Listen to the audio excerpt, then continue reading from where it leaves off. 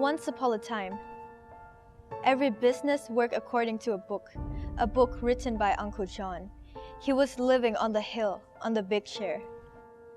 The book dictated that every company was run by one self-centric boss who controlled with his ego and greed basically everyone.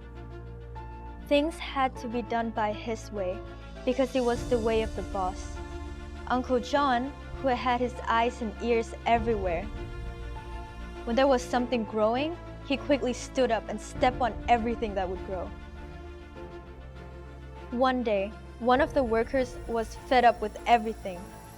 "Enough is enough," he said. It was almost like a coup just erupted, and one by one, people stood up shouting and yelling, throwing papers and fists in the air. That person who stood up that day was pumped up. You would have thought he got struck by lightning. By seeing the bold look he had in his eyes, just thinking about the idea that he could finally have the chance to do what he loves to do. He decided he was going to risk everything for his vision.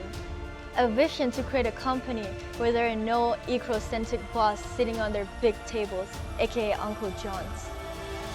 It's a place where work culture standards are set by your own growing talents. It's a place to enhance yourself to a new level and to exploit the power to dream big. He recruited the company's programming genius and a designer to join him on the journey that they all envisioned during that day. The mastermind hated everything Uncle John stood for. They hate what everyone else stood for.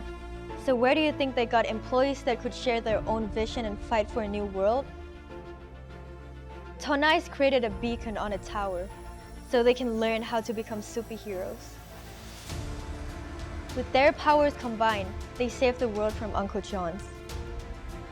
The beacon became a magnet of young people, people that has ideas, visions, and passions. And all that the mastermind did was give them the seed of knowledge and show them where they could place them to see their talents grow. And whenever something grew, the mastermind picked up the fruit and shipped them to their clients wherever they were. And their clients ate the fruit. They played with them bit by bit, so the whole world slowly changed. And it was one day that Uncle John started hearing whisperings in his head. Wherever he went, he heard voices. Voices that he could not step on because he did not know where it was coming from. It drove him crazy, and it became so loud that he went insane. At an empty place in his chest, something was growing, and it was so painful he could not stand the pain until he fell down the hill.